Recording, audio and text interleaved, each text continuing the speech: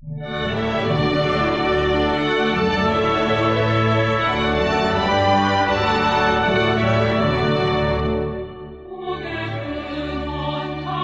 기도하심으로 8월 두 번째 주일 예배를 하나님께 올리겠습니다.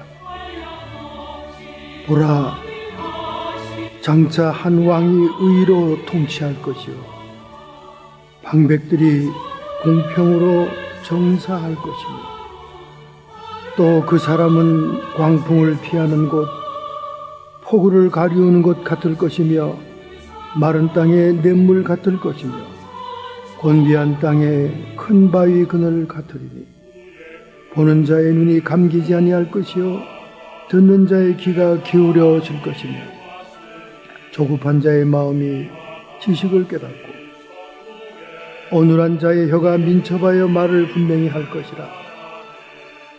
어리석은 자를 다시 존귀하다 칭하지 아니하겠고 게으른 자를 다시 정대하다 말하지 아니하리니 이는 어리석은 자는 어리석은 것을 말하며 그 마음의 불의를 품어 간사를 행하여 패역한 말로 여호와를 거스리며 줄인 자의 심령을 비게 하며 목마른 자의 마시는 것을 없어지게 함이며 게으른 자는 그 그릇이 악하여 악한 계획을 베풀어 거짓말로 가련한 자를 멸하며 빈핍한 자가 말을 바르게 할지라도 그리함이오니와 고명한 자는 고명한 일을 도모하나니 그는 항상 고명한 일에 서리라.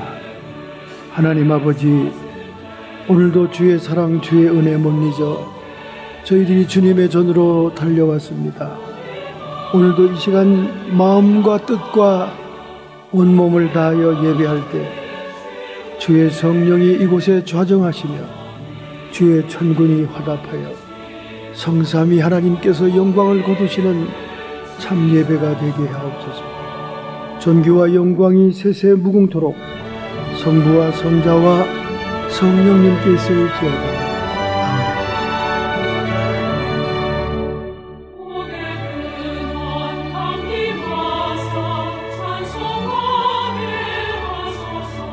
오 주 하나님, 주님께서는 내게 시력을 주셨나이다.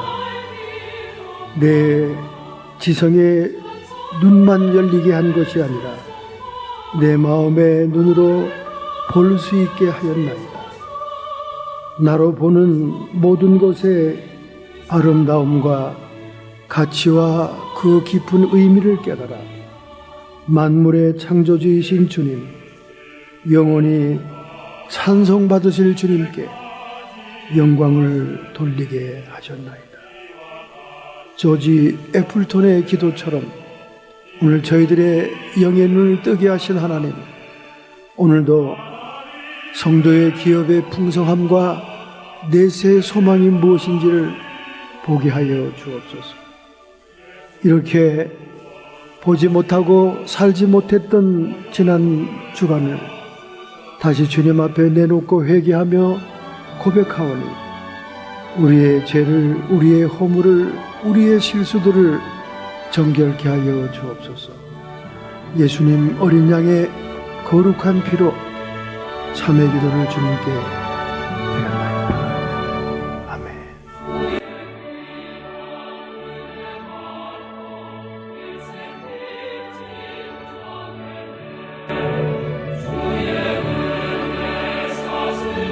하나님의 말씀은 신약 성경입니다. 요한 2서 395페이지, 신약 성경 395페이지, 요한 2서 1장 1절부터 13절 전장을 함께 통독으로 봉독하겠습니다. 권능 있는 성도의 삶이란 제목으로 말씀의 은혜를 받기 전에 영혼에 기록되는 하나님의 생명의 말씀을 함께 봉독하겠습니다. 장로는 택하심을 입은 부녀와 그의 자녀에게 편지하노니 내가 참으로 사랑하는 자요 나뿐 아니라 진리를 아는 모든 자도 그리하는 것은 우리 안에 거하여 영원히 우리와 함께할 진리를 인함이로다. 은혜와 긍휼과 평강이 하나님의 아버지와 아버지의 아들 예수 그리스도께로부터 진리와 사랑 가운데 우리와 함께 있으리라. 너희 자녀 중에 우리가 아버지께 받은 계명대로 진리에 행하는 자를 내가 보니 심히 기쁘도다. 부녀여, 내가 이제 내게 구하노니 서로 사랑하자. 이는 새 계명같이 내게 쓰는 것이 아니요 오직 처음부터 우리가 가진 것이라. 또 사랑은 이것이니 우리가 그 계명을 좇아 행하는 것이요 계명은 이것이니 너희가 처음부터 들은 바와 같이 그 가운데 행하라 하심이라. 미혹하는 자가 많이 세상에 나왔나니 이는 예수 그리스도께서 육체로 임하심을 부인하는 자라. 이것이 미혹하는 자여 적그릇이더니 너희는 너희를 삶과 우리의 일한 것을 잃지 말고 오직 온전한 상을 얻으라. 지내쳐 그리스도의 교훈을 거하지 않은 자마다 하나님 모시지 못하되 교훈 안에 거하는 이 사람이 하나님과 아들을 모시느니라.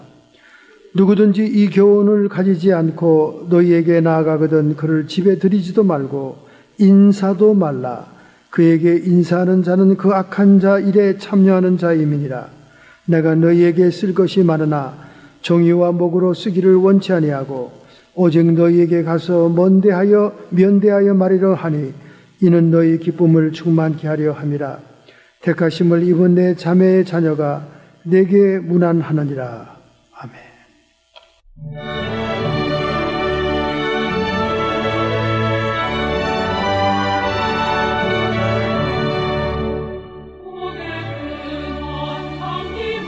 지난달 7월달 말일경 정확히 7월 28일 그리고 7월 30일 어간에 플로리다주에서 세 모자의 살인 사건이 있었습니다. 이를 수사하던 경찰들은 이 시신들의 놓인 위치와 상흔이 매우 특이한 사실에 주목하게 됩니다. 창문이 방 안 리빙룸에 큰 창문이 있었어요. 그 창문으로 7월 말에 큰 보름달이 비치고 블루문이라고 합니다. 보름달을 블루문이라고 합니다. 화이트문이라고 해야 되겠는데 블루문. 그 보름달이 휘영청 거실의 유리창으로 들어오는 그 밑에 재단이 하나 이렇게 있고 그 재단 위에 어머니 그리고 두 아들의 목이 잘린 채로 그 재단에 놓여 있었습니다. 70세 여성인 몬실 스미스 77세 어머니와 장남 존 윌리엄 스미스 49세, 작은 아들 리처드 토마스 스미스 47세의 목이 재단처럼 이렇게 거기 있는 거예요. 그래서 FBI나 수사기관들이 이것은 필시 종교적인 의식을 치르는 살해 사건이다. 그래서 그 근처에 모든 동네를 수소문해서 용의자를 검거합니다. 악마 숭배자였어요. 그들은 용의자에 대해서 비밀을 지키면서 수사를 계속합니다. 왜냐하면 비밀 조직이 있어요. 이 악마 숭배자들 비밀 조직이 있습니다. 결국 그들은 그 용의자의 그 확실한 증인을 찾고 있습니다. 근데 분명히 평범하지 않은 살인 방법, 목만 잘라서 얹었다는 거와 그 시신이 놓인 위치, 그리고 그 모든 그 살해 날짜, 즉 보름달이 뜨는 블루문이 뜨는 그런 7월 말에 저지러진 사건은 악마 숭배의 종교의식과 관계된다는 사실을 그들은 확신한 겁니다. 왜냐하면 그 근처에서는 그런 사건이 좀 있었기 때문에 그래요. 고양이 죽인다든가 짐승을 죽이는 그런 제사를 범하기 때문에 그렇습니다. 이 블루문, 보름달을 화이트 달이잖아요. 근데 블루라고 하는 것은 그 푸른색을 얘기하는 게 아닙니다. 빌리위라고 하는 배신하다라는 말에서 발음이 나온 거예요. 즉 보름달이 뜨는 그 보름달은 악마 숭배자에게는 인간이 배신해서 신들이 분노한다는 그런 의미가 있어요. 그래서 그 신들의 분노를 달래기 위해서 그들은 인신 제사를 드린 거예요. 특별히 악마에 대한 신심이 투철한 가족을 골라서 그들이 목을 쳐서 목을 바친 거예요. 이런 종교적인 사건이 지난달 말에 플로리다주에서 있었습니다. 여러분, 종교의식, 종교를 잘못 갖는다는 것, 이거 굉장히 무섭습니다. 여러분 지금 세계 테러의 주도 집단이라고 하는 이슬람 국가 IS 보십시오. 그들은 철저하게 꿀안에 이슬람 정신에 의해서 테러를 일으키는 거예요. 자살 폭탄, 생명을 내걸고 덤비는 겁니다. 이 종교 문제가 우리 인간들에게는 무서운 신념과 이념이 되기 때문에 잘못된 종교를 가진다는 것은 정말 무서운 결과를 가져옵니다. 그래서 아무도 못 말리는 게 종교전쟁 아닙니까? 과거에 십자군 전쟁에 의해서 기독교와 이슬람이 대결했듯이 이제는 점점 그런 성전이 지하드가 세계 도처에서 벌어지기 시작합니다.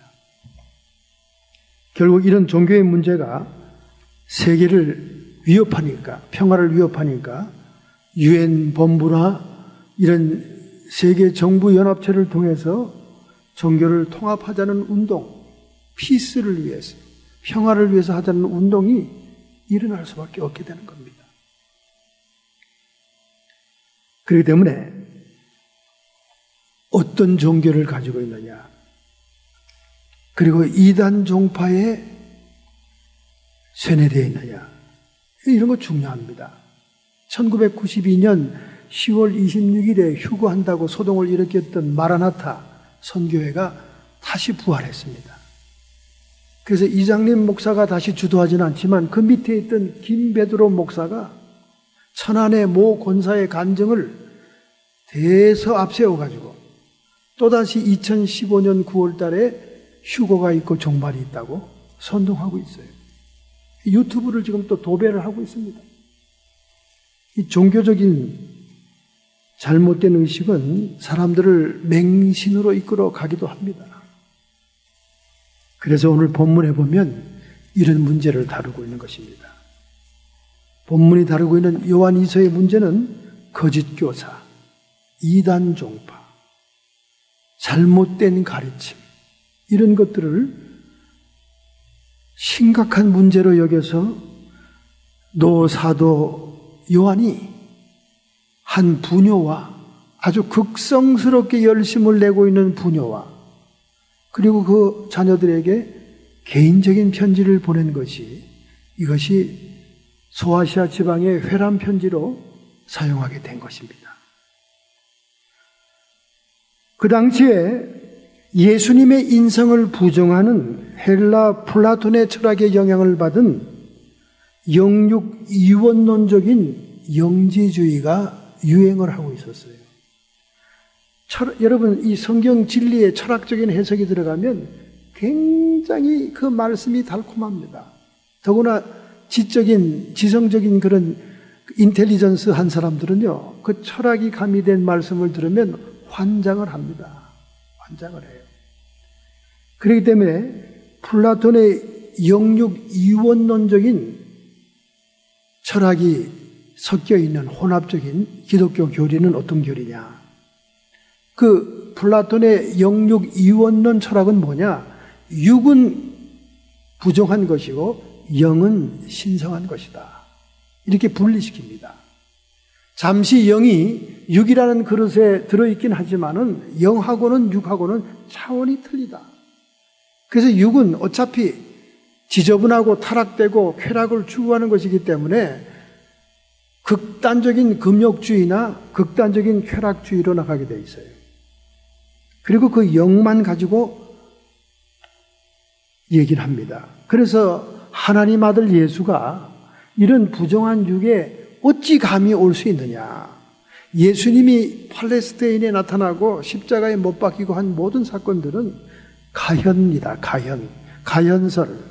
그냥 이렇게 그냥 모양만 나타난 임시적인 모습으로 나타난 것이지 정말로 이 부정하고 더러운 육을 입고 온 것이 아니다. 이런 이원론적인 영지주의 주장을 하게 되는 것입니다. 즉 예수 그리스도의 인성을 부정하는 기독론이 거짓 교사들에 의해서 가르쳐지기 시작합니다. 이것이 먹히죠. 예수님을 보지 못한 후세대 사람들은 이게 먹힙니다. 왜냐하면 예수님을 실제적으로 육신의 모습으로 오신 모습을 목격하거나 같이 동행했던 제자 그 세대는 이 말이 먹히질 않지만은 속사도 그 다음에 그 후의 세대의 교인들에게는 이 철학적인 교리가 아주 미혹을 당할 만큼 달콤한 것입니다. 그러다 보니까 이들은 계명을 무시하는 쪽으로 나갑니다. 구약의 10계명, 하나님의 계명, 육에 대한 계명들은 신경 안 써도 된다. 무시해도 된다. 어차피 육은 멸망할 것이고 육은 타락하고 육은 더럽고 부정한 그릇이기 때문에 계명을 안 지켜도 된다. 계명을 부정하는 거예요. 이것을 오늘 요한이 가르침이 지나친 가르침이다. 그렇게 얘기하는 거예요.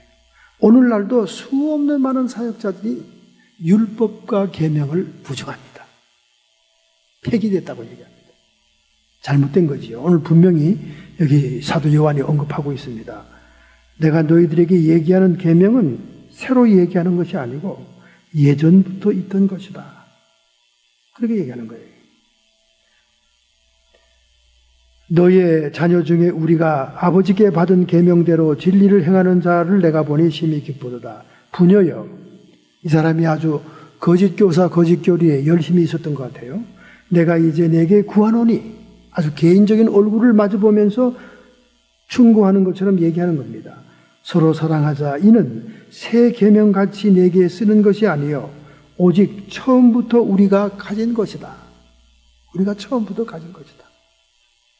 처음부터 있던 율법과 계명이다. 그 말입니다. 절대로 여러분 율법과 계명은 폐지된 게 아니에요. 예수님이 신선한 복음을 증거하니까 사두개인과 서기관들이 예수님을 시험하려고 왔던 거예요. 예수님이 그들이 엄청나게 존중하는 이 토라, 율법을 부정하는 자면 당장에 쳐 죽일 수 있습니다. 그래서 계명에 대해서 물어보는 거예요. 서기관과 바리새인들이. 라비여, 어떤 계명이 큰 계명입니까? 예수님이 요약해서 두 계명을 얘기하잖아요. 목숨을 다하여, 뜻을 다하여, 몸을 다하여 주 너희 하나님을 사랑하고. 이건 10계명의 1계명부터 4계명을 요약한 겁니다. 내 이웃을 내 몸같이 사랑해라. 5계명부터 10계명을 요약한 겁니다. 예수님은 율법과 계명의 배후에 있는 정신을 강조해서 요약해서 엑기스를 얘기하고 있지 계명과 율법을 부정하는 말을 한 것이 아닙니다. 그래서 이러한 계명을 다시 재차 사도 요한은 거짓 교사의 거짓 가르침에 미혹되고 있는 신실한 부녀와 그의 자녀들에게 개인적으로 부탁하는 서신을 보낸 거예요.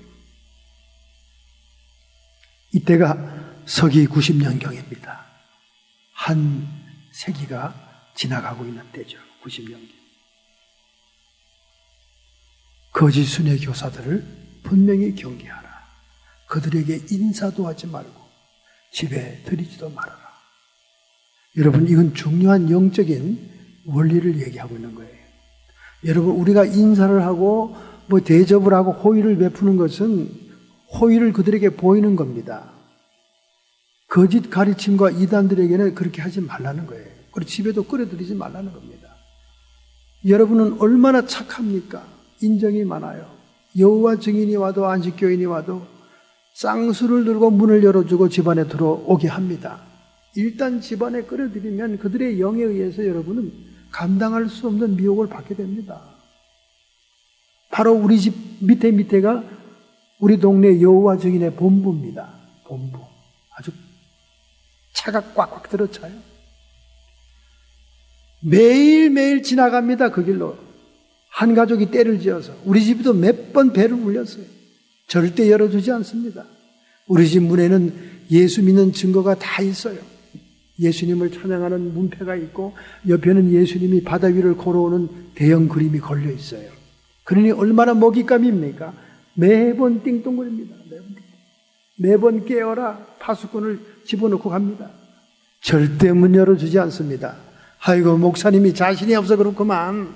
천만에요. 대학에서도 배웠고 대학원에서도 여호와 증인에 대해서 수년 동안 공부하고 그들의 교리에 대해서는 머리에 꽉 차 있습니다. 얼마든지 대항하고 갈봐줄 수 있어요. 3개월 동안 집중 교육을 받은 할머니가 저를 감당할 수가 없으니까 제가 산호세 살 때 얘기입니다. 제가 그랬어요.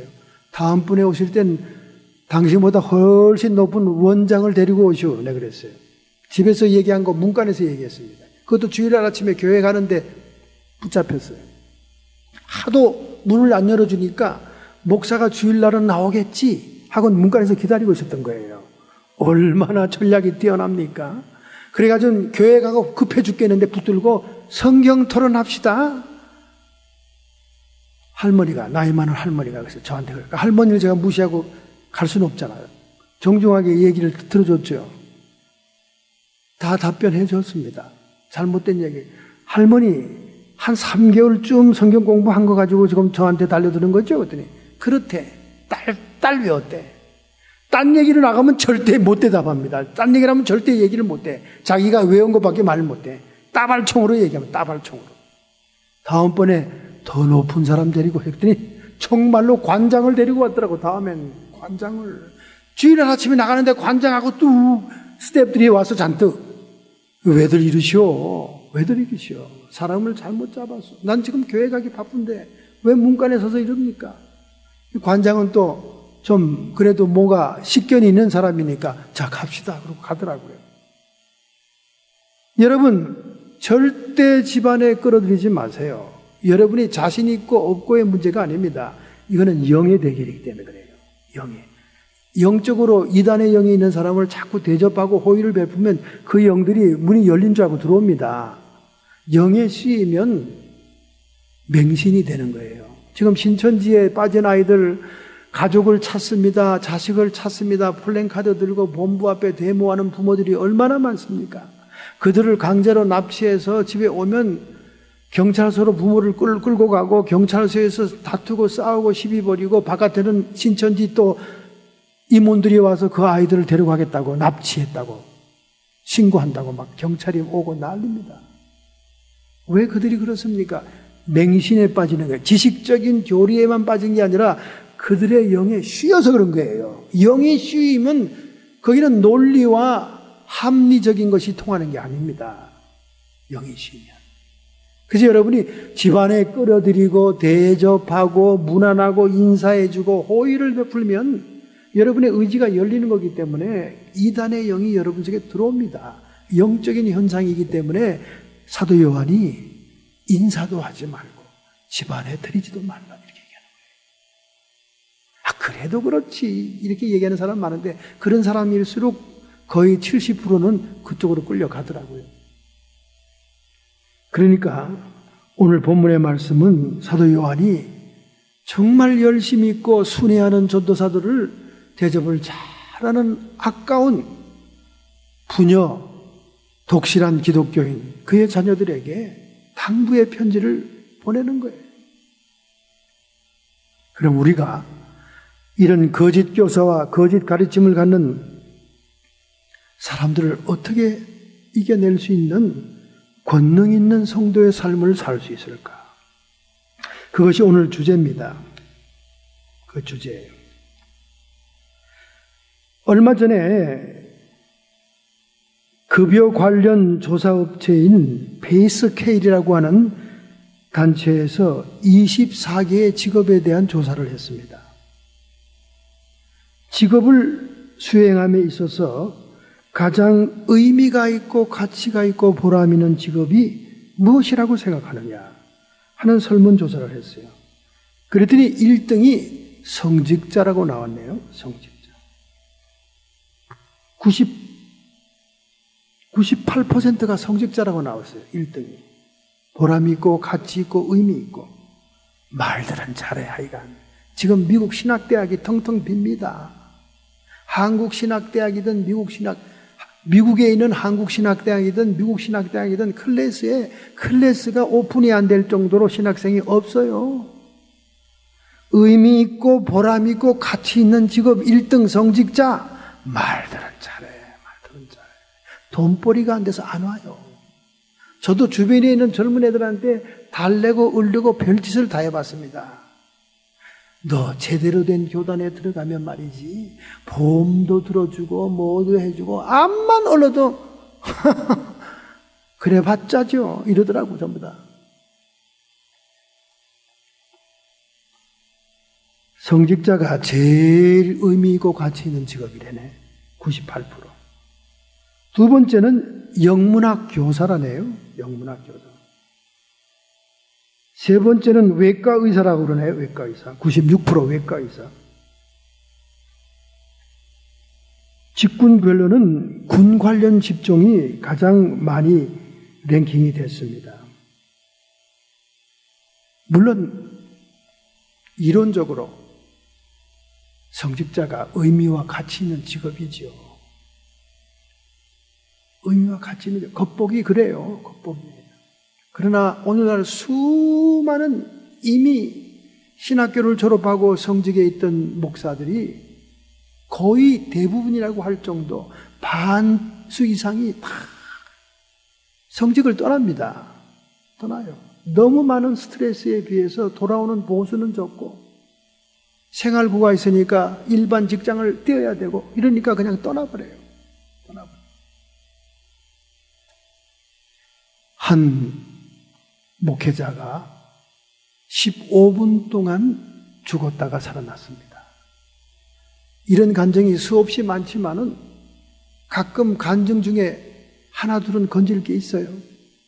이분의 간증 중에 15분 천국 지옥을 갔다 와서 천국의 주님을 만났는데 그 목사에게 하는 말이 너는 세상에서 무엇을 위해 살았느냐 하는 질문에 당연히 하나님의 영광을 위해 살았죠.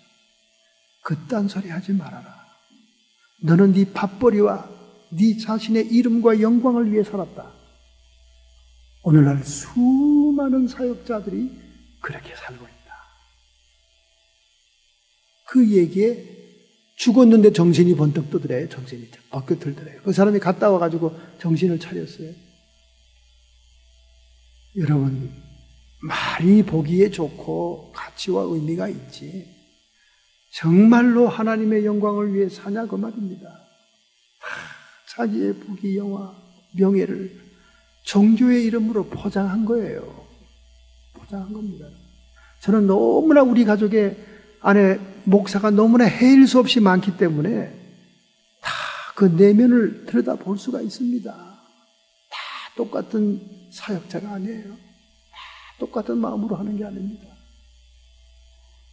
더군다나 요즘 그냥 자식들에게 교회를 넘겨주지 않습니까? 교회가 피죽 먹을 게 없고 교회가 섬기기만 해야 될 교회라면 무슨 자식을 거기다 남겨놓겠습니까? 얼른 데리고 가죠. 그냥 교회가 의리 번쩍하고 기득권이 있고 그 뭡니까? 한국에서 제일 좋은 차 목사님 한 대, 사모님 한 대, 2대씩 주고 수십억씩 월급을 받고 특혜와 기득권이 많은 교회 눈에 불을 켜고 자기 새끼 집어넣으려고 온갖 방법 수태를 다 부립니다. 이것은 더 이상 하나님께 영광 돌리는 게 아니에요. 자기 자식이 우상이 된 거지. 이 땅에서 부귀영화 계속 세습적으로 누리고자 하는 것이지. 정말로 그들이 하나님의 영광을 위해 살았습니까? 우리는 죽지 않고 살아있어도 정신을 차려야 됩니다. 정말 의미 있고 가치 있는 직업이 1등 성직자라고 불리움을 받을 만하냐 그 말이죠.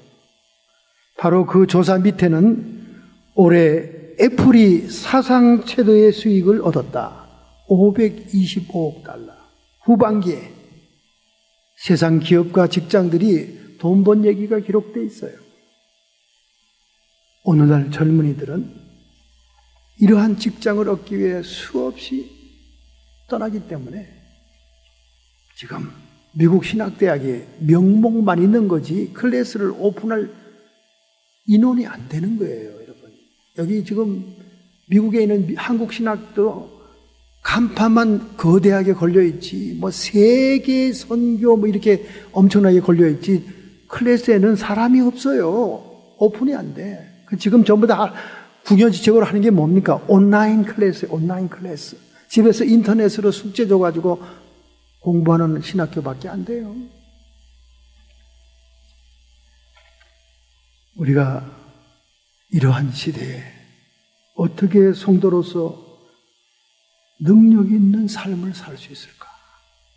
오늘 첫 번째 성경 구절입니다. 1절과 2절. 진리를 아는 모든 자도 그리하는 것은 우리 안에 거하여 영원히 우리와 함께할 진리를 이담이라. 할렐루야. 진리를 아는 모든 자, 진리를 아는 것이 성도다운 권능 있는 삶을 사는 첫 번째 모습입니다. 진리를 안다. 여러분, 진리라는 것이 뭡니까? 진리라는 것은 복음을 얘기하는 거예요. 복음. 복음은 우리가 죄를 용서받고 창세기 1장 27절에 하나님의 형상대로 지음받은 남과 여자가 축복을 받았던 그 원축복을 회복하시는 하나님의 은혜로 하나님과의 관계가 회복이 되고, 그리고 내적인 평안 속에 평강을 누리다가 진로의 자녀에서 긍휼의 자녀로 변화되어 영원히 아버지의 집에 머무르게 되는 그런 삶의 복음을 진리라고 얘기하는 겁니다. 그래서 이 진리를 아는 자, 여기 안다 하는 야다라고 하는 히브리 말은 체험적으로 안다 그 말입니다. 부부가 서로 안다 할 때는 부부가 지식적으로 이론적으로만 아는 게 아니에요. 생일을 알고 뭐 이렇게 하는 게 아닙니다. 부부의 관계를 통해서 체험적인 지식을 가지고 있습니다. 그때 쓸 때 야다라고 하는 말을 써요. 안다. 즉 우리가 진리를 안다 하는 말은 진리를 체험한다는 얘기예요. 경험적으로 진리를 안다는 거예요. 경험적으로 우리가 진리를 깨우친다는 걸 얘기합니다. 그런 진리를 아는 자가 성도의 권능 있는 삶을 살 수 있다는 거예요. 여러분, 성경에 디모데 전후서에 보면 집사를 뽑는 자격이 나옵니다. 집사는 어떤 사람이냐? 믿음의 비밀이 있는 자다. 그렇게 얘기합니다. 믿음의 비밀이 있는 자가 집사다 그 말입니다. 이 믿음의 비밀이 뭐예요? 믿음의 비밀이 하나님과 나 사이 내가 하나님을 믿음으로 무언가 체험했던 비밀이 한 가지 이상은 있는 자들이 집사의 자격이 있다는 거예요. 여러분, 우리가 신앙생활을 초신자부터 하다가 여러 가지 인생의 우여곡절을 만납니다. 그런 우여곡절 가운데 하나님의 말씀대로 행해보고 기도해보고 하니까 하나님과의 개인적인 응답이 이루어집니다. 그때 하나님은 살아있는 거구나. 이야, 하나님이 해주셨구나. 여기에 체험적인 기쁨을 느끼면서 하나님과 나 사이에 개인적인 그 믿음의 관계의 비밀을 갖게 되는 거예요.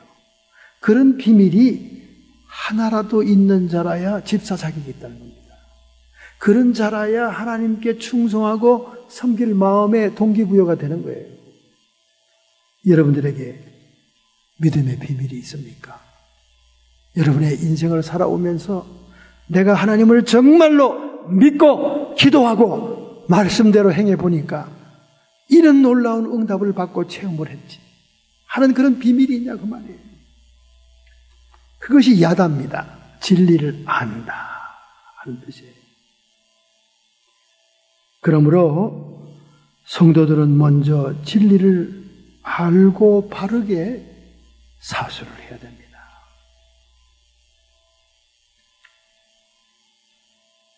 그러므로 너희가 진리를 알지니 진리가 너희를 자유케 하리라.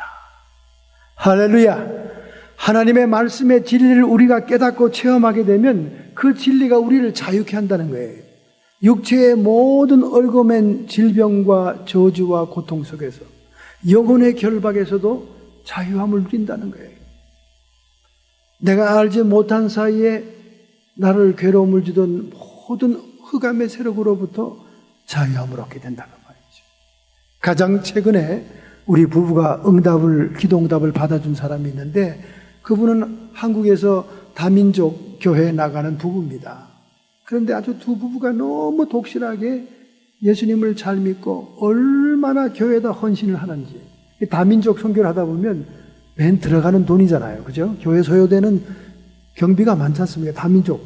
그 소수민족들이 찾아오면 뭐 직장 구해줘, 먹을 거 없는 사람 먹을 거 줘, 옷 줘, 뭐 얼마나 경비가 많이 들어갑니까? 그리고 교회에 여러 가지 많은 경제들이 필요하겠죠. 이분들이 막 전심을 다해서 자기들은 가난한 거지처럼 되지만 모든 걸 다 드렸다는 거예요. 얼마나 모범적인 신앙입니까? 이게 한국에서나 가능한 얘기지 미국에서는 꿈 같은 얘기죠.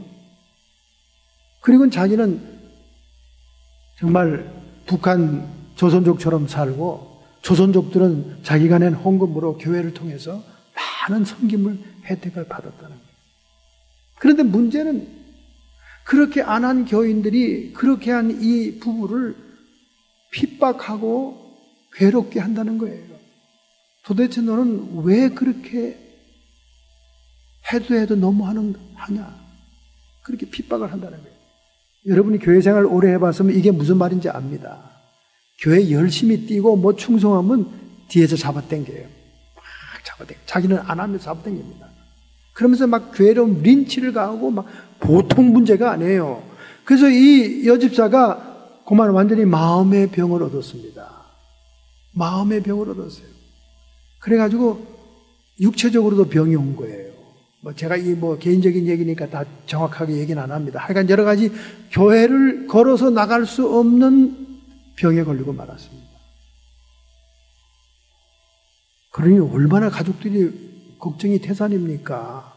살아계신 하나님께 그렇게 충성 봉사를 다하다가 그 교인들의 핍박과 그것으로 마음의 병을 얻어 교회까지 나갈 수 없는, 걸어갈 수 없는 그런 지경에 이르려고 가정생활이 피폐해졌으니 얼마나 고통스럽겠어요. 그거 자식은 하나님의 종이 된다고 막 서원하고 약속했던 아들이 그 어머니의 고통을 보면서, 그리고 어머니가 시킨 대로 애들이 때리고 물건을 뺏어가고 할 때 오른밤이 떼면 왼밤을 돌려대라 이렇게 고지고대로 하다가 완전히 애가 그냥 넉다운이 된 거예요. 그러니까 하나님은 살아있지 않다. 하나님은 죽었다. 이런 하나님을 믿어서 뭐하냐. 이래서 완전히 불량 학생이 된 거예요. 그러니까 이 불량 학생 때문에 우리에게 기도 부탁이 온 겁니다.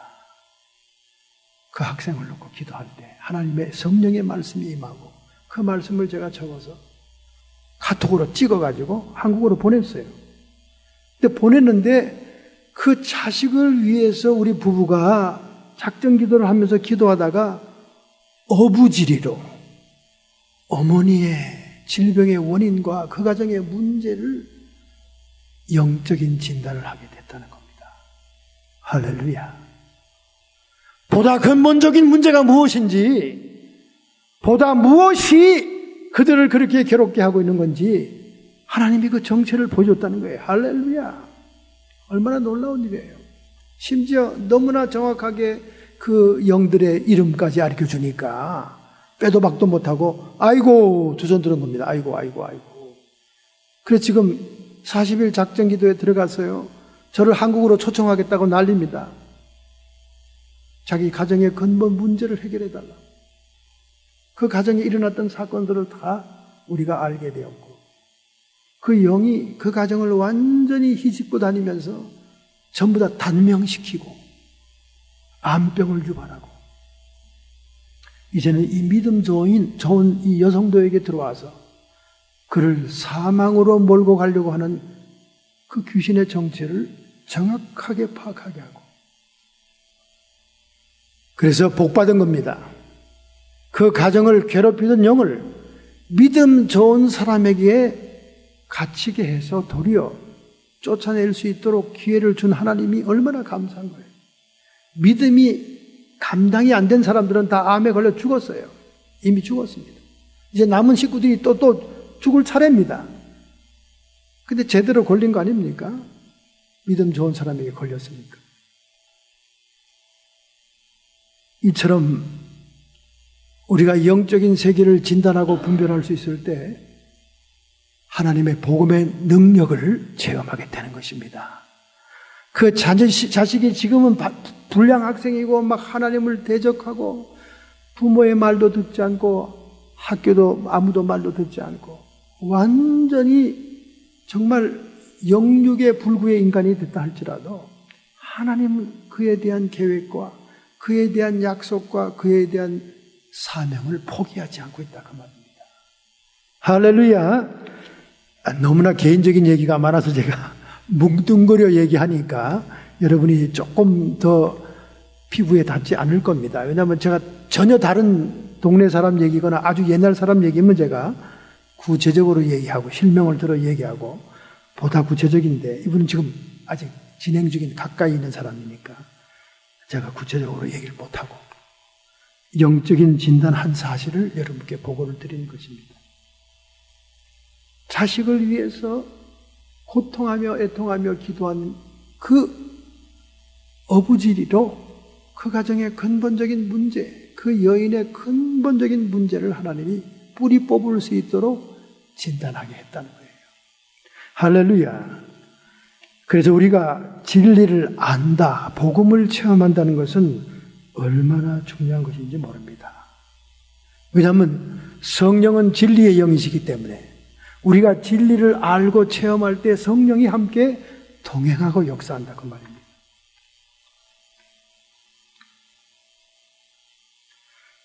요한일서 4장 1절에 말씀합니다.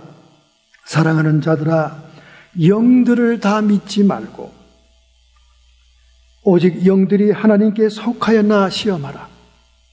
하나님이 시험해보라고 한 것은 영과 11조입니다.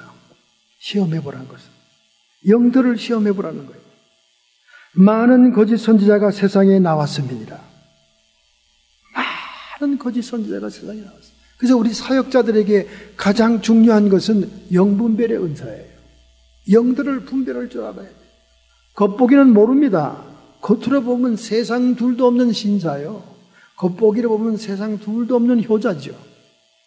그러나 영의 세계는 다른 거예요, 여러분. 영들을 분별하는 것이 얼마나 중요한지 모릅니다. 정말로 우리가 의미 있고 가치 있는 성직자, 사역자가 되기를 원한다면 성도의 권세인 영분별의 은사를 분명히 받아야 돼요. 영들을 분별하고 시험할 수 있는 역사를 봐야 됩니다. 할렐루야. 그것은 우리가 진리를 알 때 그것을 깨닫게 되는 것입니다. 은혜와 긍휼과 평강이 우리와 함께 하느니라. 여러분과 제가 진리를 체험하게 될 때 은혜와 평강이 함께하게 된다. 여러분, 시애틀에 가면 연어 사다리, 셀몬 레더라고 하는 것이 있습니다. 미국의 북서부에 서부 끝에 로키 산맥이 있지 않습니까? 그 로키 산맥에서 흘러내리는 물이 시애틀에 와가지고는 거대한 호수를 이룹니다. 그런데 그 호수들을 바다로 물길 수로를 만들었어요. 배가 드나들 수 있도록. 그래서 많은 호수로부터 바다로 드나드는 그 길목을 만들어 놓은 게 시애틀입니다. 여러분들이 시애틀도 가보시면 시애틀이 참 매력적인 동네예요. 왜냐하면 비는 오고 아주 기운은 안 좋지만은 그 배를 타고 이 섬들을 다니면 아주 기분이 좋습니다. 큰 배에 자동차를 싣고 이게 가면 말이죠. 유황 온천도 있고 아주 좋은 데가 많습니다. 그렇게 호수에서 인공수로를 만들어 배들이 통행하게 만들어 놨습니다. 그런데 거기에 21계단에 또 다른 수로가 있는데 그것은 바로 연어사다리라는 계단입니다. 봄과 가을이 되면 태평양에 있던 연어들이, 저 북해에 있던 연어들이, 저 북극에 있던 연어들이 말이죠, 산란지를 향해서 바다에서 강상류를 타고 올라옵니다. 거슬러 올라와요.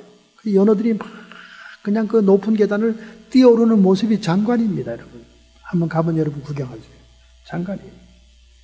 그래서 거기서 강상류에서 산란을 하죠. 맑은 물에서. 산란을 하면 그 새끼들이 부화되면 그 연어 새끼들이 풍성한 먹이가 있는 바다로 내려갑니다. 갔다가 다시 또 봄, 가을에 그 21개의 계단이 있는 연어 사다리로 거슬러 올라와서 상류로 올라오는 거예요. 바로 오늘 여러분과 저는 연어와 같은 존재입니다. 우리는 우리가 돌아온 본향을 향해서 튀어오르는 연어와 같은 거예요. 근데 그 사다리가 바로 이 진리의 말씀이라는 거예요.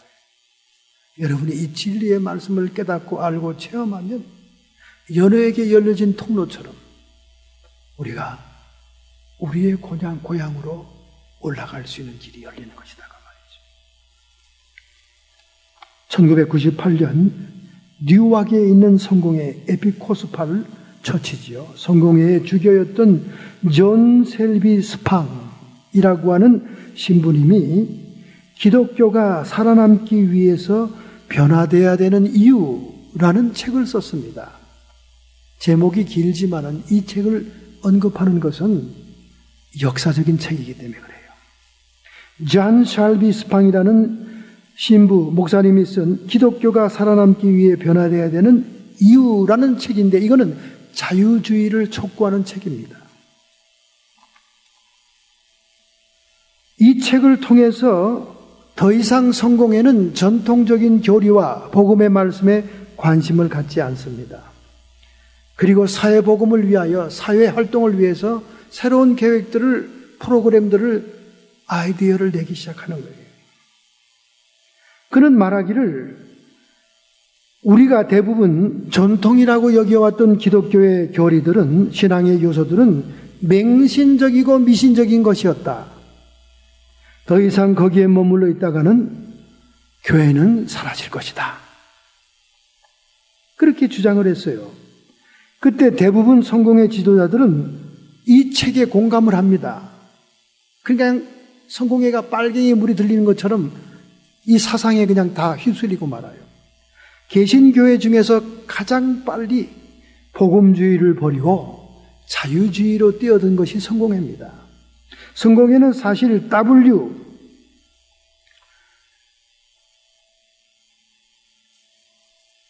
가장 백인적인 기독교죠. 그래서 그 WASP라고 그러죠.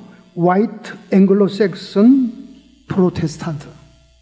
부시 대통령 일가가 믿는 종교가 이 성공회입니다. 그런데 개신교에서 가장 자유화됩니다. 자유주의화돼요. 전통적인 복음을 버리죠. 그래서 어떻게 됩니까? 이 책이 나온 이후로 2000년부터 2010년 사이에 23%의 교세가 하락합니다. 교인이 줄어들어요. 이 책에 의해서 목회하기 시작하자 성공회는 교구가 폐쇄되는 곳이 일어나기 시작합니다. 지금 이 트레이시 동로, 우리 가까운 동네에도 성공회가, 교회가 문 닫았어요. 교인들이 더 이상 안 나와요. 전통적인 복음을 버리고 자유주의적인 삶을 택하니까 교회가 필요합니까? 어디에? 안 필요하죠. 다 떠나는 거예요. 지난 10년간 출석률이 23%가 감소되면서 증가되는 교구는 하나도 없고 폐쇄되는 교구만 생기게 된 거예요. 이렇게 변화를 추구한다고 하면서 자유주의로 나가서 복음을 포기한 성공회는 개신교에서 가장 하락하는 교회가 된 거예요. 여기에 따라서 많은 교인들이 자유주의로 타락하게 됩니다. 점점 교회 출석률이 떨어지죠. 감리교, 장로교 점점 떨어집니다. 오늘날 동성애가 합법화되고 동성애 목사가 세워지게 되고 동성애 교회가 나오게 되는 이 모든 것들이 다 복음적이고 보수적인 교리를 포기했기 때문에 그래요. 그래서 다시 이런 얘기가 떠오릅니다. 성경 공부에 열심히 하고 가족들이 헌신하고 개인적으로 기도하여 개인적으로 중생하는 성도들이 일어나는 복음주의로 돌아가지 않은 한 교회는 계속해서 쇠퇴될 것이다. 진리를 사수해야 된다는 거예요. 그래서 사도 요한이 이 부녀와 그의 자녀, 이 개인적인 서신을 절절하게 보낸 거예요. 거짓 교사들과 거짓 가르침에 미혹되지 말아라. 그들을 무난하지도 말고 집안에 끌어들이지도 말아라. 초대교회에 영향을 줬던 거예요. 이사야 5장 20절부터 20절에 말합니다.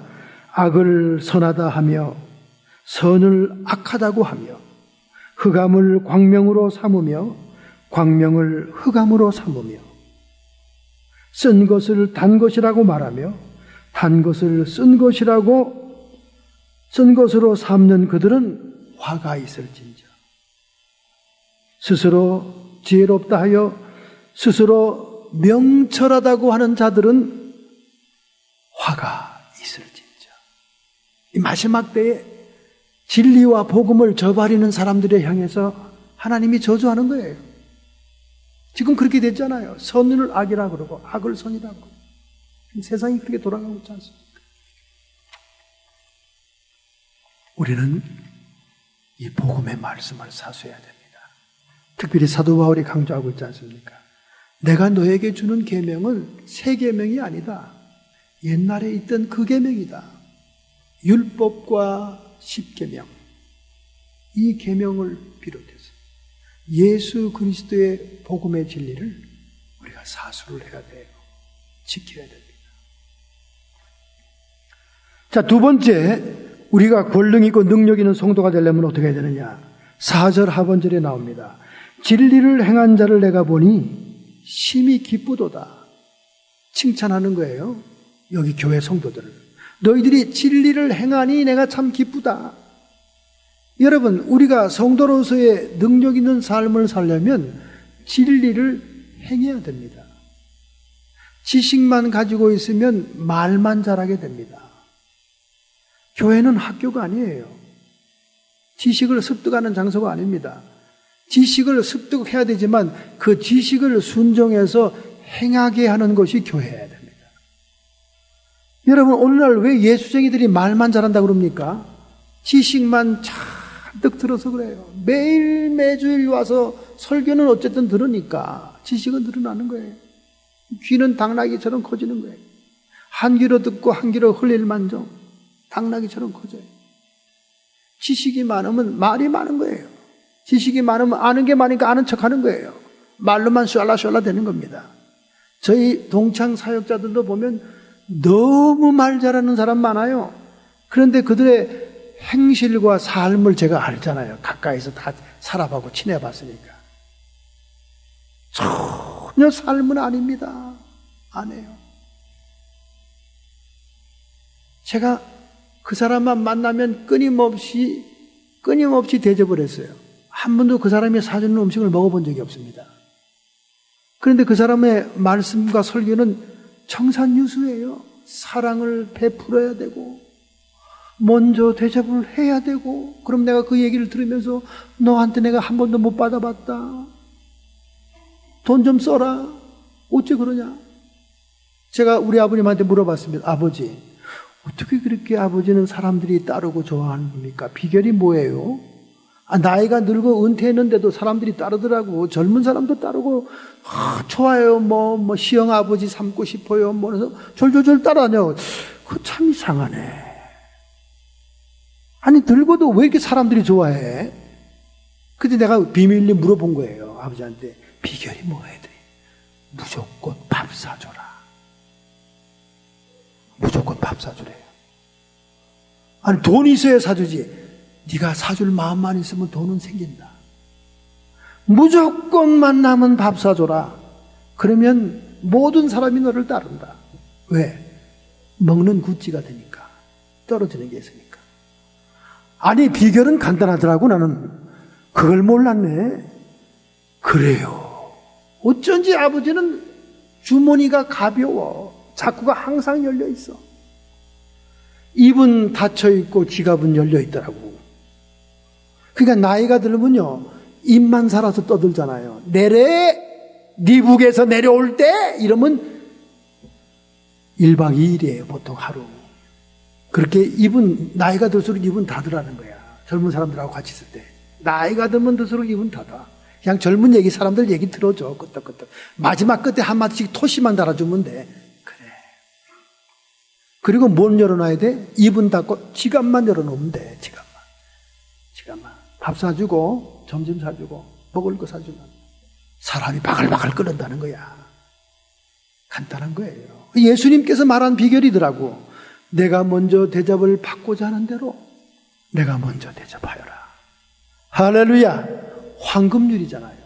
예수님이 다 이 세상 사는 처세와 비결을 가르쳐 줬더라고. 그래서 내가 아버지한테 그 얘기, 그건 예수님이 먼저 했던 얘기 아닙니까? 그렇게 진리를 실천해봐. 진리를 실천해보라는 거예요. 한 가지만 평생 실천해도 인기, 대인기라니까. 그런데 그저 얻어먹으려면 눈이 바짝바짝바짝바짝하고 꼭 신발은 농구와 줄 많이 매는 거 신고 다니고 말이지. 그냥 음식점 앞에서 그냥 줄 매느라고 난리고 말이지. 맨날 또 그놈은 왜 지갑을 안 갖고 와? 그 차는 어떻게 타고 왔어? 내가 지갑을 잃은 인간들이 단골이야. 그러니까 여러분, 진리를 행하는 것이 능력이다라는 거예요. 할렐루야. 진리를 행하는 것이 능력입니다. 여러분, 얼마나 진리를 행합니까? 지식적으로, 학문적으로, 이론적으로 지식은 잔뜩 들었는데 그대로 살지는 않고 세상 뜻대로 사니까 스트레스가 쌓이는 거예요. 여러분, 우리 인체의 질병은 정신이나 몸이나 스트레스에서 온다는 거 알고 있죠? 그 스트레스가 왜 쌓입니까, 여러분? 스트레스가. 사람이 신경을 쓰거나 스트레스를 받으면 화가 나요. 짜증이 납니다. 그러면 아드레날린이라고는 호르몬이 나옵니다. 아드레날린. 이 아드레날린 호르몬이 얼마나 강력한지 우리 혈압을 높이고 신경 전달 물질인데요. 아주 몸을 긴장시키는 거예요. 그래서 이 아드레날린의 독성이 얼마나 독하냐. 독사의 독성 다음으로 독하답니다. 이 세상의 호르몬으로 독사의 독성 다음으로 독한 것이 인간의 호르몬 아드레날린이라. 아드레날린. 여러분, 한국서 운전 타고 막 운전기사를 가면서 막 창문 열고 막 소리 지르고 누가 앞서가면 막 끝까지 쫓아가서 갈바주고 보복 운전하는 게 이 아드레날린이 나와서 그래. 아드레날린. 미국에 처음 오는 한국 사람들은 한국식으로 운전하려고 그럽니다. 나 그런 사람들 운전 버릇 고치느라고 참 애를 많이 먹었어요. 아무도 대꾸하지 않아요, 미국 사람들은. 그런데 창문 열고 막 손가락으로 소리 지르고 막 쌍욕을 합니다. 그래서 여보시오. 누가 아무도 쳐다보지 않고 대꾸도 안 해. 이 사람들은 다 양보할 마음이 있는 사람들이야. 한국에서 쓰던 그 버릇하지 마. 그 아드레날린이 나와요. 독성이 나오는 거예요. 그 보복운전이 지금 얼마나 한국이나 미국이나 문제가 되고 있습니까? 보복운전하다가 얼마나 큰 교통사고가 나요. 이 아드레날린이 그렇게 독한 겁니다. 독사의 독 다음으로 강하다는 거예요. 그런데 우리가 스트레스를 받지 않고 기분이 좋고 막 즐거울 때는 베타 엔돌핀이 나온다는 거예요. 이 베타 엔돌핀은 우리의 마음을 긍정적으로 만들고 사람들을 좋게 보게 한다는 거예요. 그래서 여러분이 수면이 부족하거나 잠이 모자라면요, 친구도 원수로 보이는 거예요. 친구도. 그 사람들이 피곤해 보이고 짜증을 내면 우선 재워야 됩니다. 잠부터 자라고 해요. 잠을 충분히 자면 모든 세상이 아름다워 보여. 모든 사람이 다 너그럽고 친구처럼 보여. 용서해 줄 마음이 생겨. 그런데 수면이 부족하고 피곤하면 이 다른 호르몬이 나오니까 모든 것이 짜증나고 자기의 친구도 원수로 보인다 그 말이야. 이게 호르몬 관계라는 거예요. 호르몬 관계. 여러분이 진리를 알지만, 지식으로 알고 있지만 진리대로 살지 않고 세상 욕심대로 사니까 경쟁과 욕심 사이에서 나쁜 분비물이 계속 나오는 거예요. 그래서 간이 상합니다. 간이 상하면 화를 잘 내요. 짜증이 나잖아요. 짜증이 나요. 그러니까 우리가 진리를 행해야, 진리를 순종해야 영혼도 몸도 건강한 거예요. 그리고 베타 엔돌핀이 나옵니다. 말씀대로 해보니까 막 하나님이 정말 응답해 주시네. 하나님이 정말 복음의 능력대로 역사하시네. 베타 엔돌핀이 나오는 거예요. 그래서 부흥회나 집회나 은사, 역사하는 집회를 하고 나면요, 꼬박 집에 가면 잠이 안 와서 밤을 샙니다. 흥분이 돼가지고. 베타 엔돌핀이 나와가지고요. 사람이 공중에 떠요. 꼭 무대나 가수들이 환호를 받고 무대 뒤로 내려오면 한참 동안 정신을 못 차리는 것처럼 이 마약 기운하고 비슷한 거예요. 이게 베타 엔돌핀. 목사님들도 그래요. 막 특별히 부흥회 가서 막 역사가 일어나는 저녁이 있습니다. 교인들이 부흥회 준비를 많이 했어요. 막 작정 기도에, 금식 기도에, 막 부흥회 강사님을 위해서 이 준비가 충만한 교회 가면 막 역사가 일어납니다. 강사님이 그냥 지나가도 막 뒤집어지고 넘어지고 막 귀신이 지가 혼자 소리 지르고 떠나가고 말이죠. 손도 안 대는데 굉장합니다, 역사가. 그러면 흥분되는 거예요. 아이고, 하나님이 살아계시네. 하나님이 역사하시네. 막 흥분이 됩니다. 막 내가 한 것도 아니지만은 호텔 방에 들어가면 잠이 안 와요. 막 공중이 떠가지고 그 침대 옆에를 막 왔다 갔다 막 서성거리면서 그날 일어난 부흥의 역사 막 이런 게 막 자꾸 계속 리피트 되는 거예요, 현장이. 새벽 꼬박 새고 새벽기 또 나가서 새벽기도 또 인도해도 전혀 피곤치 않습니다. 베타 엔돌핀이 나와서 그래요. 얼마 전에 카일 아이들맨이라고 하는 켄터키 주에 있는 사우스 이스트 크리스찬 처치의 교육 목사가 책을 썼어요. 근데 이 책이 완전 베스트셀러가 됐습니다. 지금도 미국 서점에 그 서점 맨 첫 번째 자리에 쌓여 있습니다. 얼마나 인기가 있는 책인지. 말하자면 교육 목사가 쓴 책이거든요. 카일 아이들맨이 쓴 책, Not a Fan이라고 하는 책입니다. 아주 제목도 간단해. Not a Fan. 팬이 아니다 그 말이에요. 팬이. 아이돌 가수, 영화 배우 이런 사람들에게 팬 그룹이 있잖아요. 팬 그룹, 그죠? 팬 있잖아요. 근데 팬이 아니다 그 말입니다. 그 책이 막 베스트셀러. 지금도 미국 서점에 가면 서가에 쫙 쌓여 있습니다. 빨간 글자로 막 쫙 쌓여 있는. 그 내용이 뭐냐? 뭐 별 내용도 아니에요. 당신은 제자인가? 당신은 팬인가? 여러분, 오늘날 메가처치나 대형교회에 앉아가지고 환호하고 박수치고 막 신들린 것처럼 찬양하는 사람들이 정말로 제자냐? 아니면 예수의 팬이냐? 그 말이에요. 예수님이 아니더라도 배영준만 돼도 일본에서 200명씩 300명씩 몰려와서 비공개 결혼식장 앞에서 쭈그리고 앉아서 지나가는 거 보려고 기다리잖아요. 예수님이 아니더라도 배우나 가수도 팬들의 광팬들의 극성은 이루 말할 수가 없습니다. 이루 말할 수가 없어요. 그런데 오늘날 수많은 메가처치와 대형교회에 앉아있고 있는 거 환호하는 이 기독교인들이 팬이냐 제자냐 그 말입니다. 팬이라면 좋을 때 환호할 뿐이다. 그러나 제자라면 어려울 때도 섬기는 것이다. 그게 다르다는 거예요. 팬이라면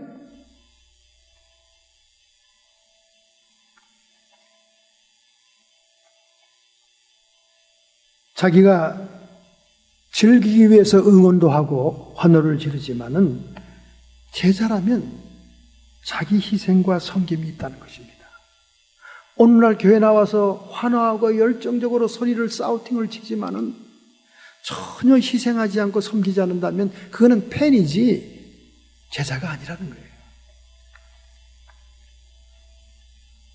또 개인적인 관계가 없는 것. 여러분 팬이 그 아이돌 가수들과 개인적인 관계가 있습니까? 없지요. 단체로만 만나죠. 팬 미팅. 단체로만 만나지. 단체로 선물 주고받고. 개인적인 친분이 별로 없습니다. 그러나 예수님의 제자라면 주님과는 개인적인 친분이 있어야 된다는 거예요. 오늘 여러분은 주님과 나 사이에 비밀이 있습니까? 개인적인 친분이 있습니까? 그런 친분이 있다면 여러분은 제자의 삶을 살고 있지만은 그런 것 없이 그냥 들락거리고 환호하는 거라면 그건 팬이다 그 말이죠.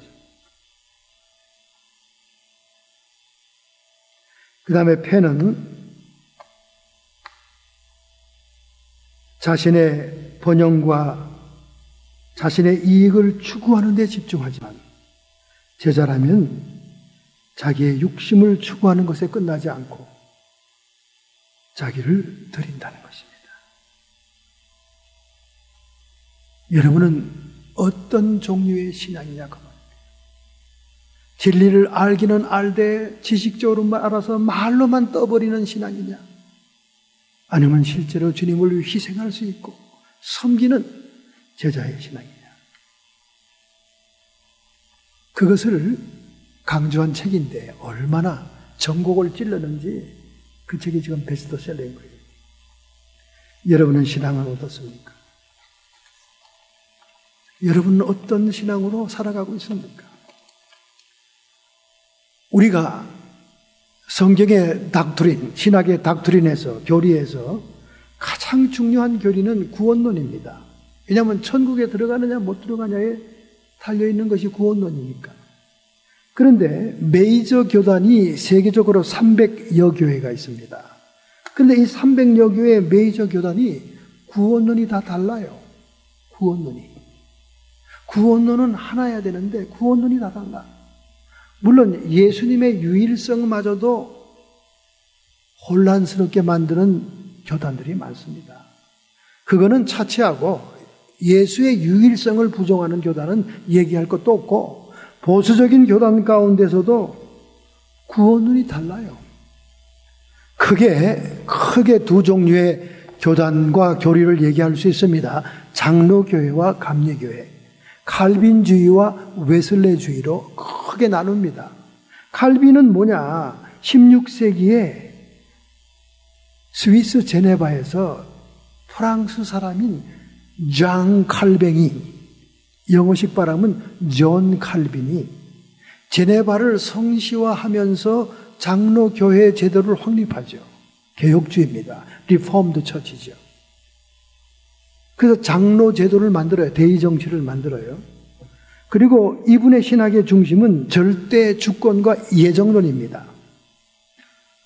인간의 자유의지는 제한되고 하나님의 주권과 하나님의 예정을 강조합니다. 이게 장로교의 구원론의 중요한 골자예요. 그런데 웨슬리안주의, 감리교회는 알마니안이라고 합니다. 알마니안 사상. 즉 네덜란드 사람인 알마니우스가 하나님의 형상대로 지음받은 인간의 의지를 강조합니다. 인간은 자신의 의지로 자신이 책임지는 인간이다. 이걸 중심으로 해서 구원론이 형성이 되죠. 그래서 칼빈주의는 구원에 있어서 하나님 쪽에서의 은혜를 너무나 지나치게 강조합니다. 하나님의 은혜를 강조하죠. 너무 하나님의 은혜를 강조하다 보니까 행실과 실천이 약해요. 그래서 도리어 그 약함이 하나님의 주권을 침해할 경우가 있습니다. 그런데 알마니안주의인 감리교회에서는 인간의 의지와 책임을 강조하다 보니까 행실과 거룩한 삶을 중요시합니다. 그러다 보니 은혜가 약해진다는 거예요. 그래서 도리어 그것이 또 인간의 의지를 강조하다 보니까 하나님의 주권을 침해하게 되는 것입니다. 이 두 가지의 구원론이 다 성경에 있어요. 그러니까 이거를 종합할 필요가 있는 거예요. 동전의 양면으로 종합해야 됩니다. 그런데 서로 극단으로 치닫는 거예요. 극단으로. 한쪽은 하나님의 주권 예정, 하나님의 은혜, 극단으로 치닫는 거예요. 감리교에서는 인간의 의지와 책임, 행실과 거룩함, 이게 중요하다. 사실은 웨슬리안주의는 칼빈주의의 부족한 것을 채우기 위해서 등장한 거예요.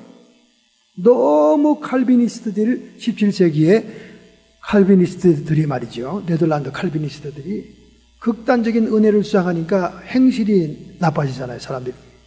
삶이 없잖아요. 그러니까 그것을 강조하기 위해 웨슬리안 경건운동이 일어나고, 경건운동 후에 그 영향을 받은 웨슬레가 알마니안의 인간 의지와 인간의 책임과 행실을 강조하는 구원론을 얘기하게 되죠. 근데 두 가지가 다 하나같이 성경에 나오는 거니까 그걸 한쪽 치우쳐서 극단적으로 갈 것이 아닙니다. 아니라 동전의 양면으로 종합을 해야 된다는 거예요. 그것이 온전한 구원론이 되는 겁니다. 우리가 하나님의 은혜로 의롭다함을 입어서 하나님의 계명대로 뜻대로 살 수 있는 능력을 받게 된단 말이에요. 그러니까 그런 삶을 또 살아야 천국 백성이 되는 거지요. 이런 종합적인 구원론을 가져야 되는데 이걸 극단적으로 찢어발겨요. 서로 다 성경에 있는 거니까 서로 다 이단이라고 정죄하지는 않잖아요. 그죠? 그러니까 그걸 종합을 해야 된다 그 말이에요. 극단론으로 나가서는 안 됩니다. 이렇게 하나님의 진리 가운데 우리가 실천하는 분야에서 구원론마저도 서로 극단적인 차이가 있다는 거예요. 우리 이걸 종합해야 됩니다. 하나님의 은혜로 말미암아 우리가 원죄를 용서 안 받고 용서받은 인간에게 하나님의 진리의 성령이 오셨으므로 그 진리를 실행할 수 있고 순종할 수 있는 능력을 받아 그 능력대로 우리가 살아가야 되고 주님의 형상과 하나님의 형상을 회복해야 하나님의 자녀로서 천국 백성이 된다는 이 종합적인 구원론을 가져야 된다는 거예요. 할렐루야! 여러분이 진리를 순종하고 실천할 때 놀라운 하나님의 능력을 체험하게 됩니다. 말로만 떠들던 거하고는 틀려요. 실제로 행해 보면 달라요. 그래서 우리가 행하는 데는 몇 가지의 그 영적인 법칙이 있어요. 하나님의 영의 세계의 평행 이론이라고 합니다. 뭐냐? 법칙이 있다는 거예요. 행한다고 해서 막연하게 어떻게 행할 거야? 어떻게 하는 것이 행하는 거야? 이게 막연하게 생각하지 말자는 거죠. 여러분 히브리서 11장에 믿음의 조상들이 그 기록이 족보처럼 나오잖아요. 아담은 어떻게 했고 아벨은 어떻게 했고 아브라함은 어떻게 했고 모세는 어떻게 했고 쭉 나오는데 아담은 안 나오죠. 나오는데 거기에 후렴처럼 나오는 것이 뭡니까? 믿음으로 행했다. 믿음으로 행했다는 게 나옵니다.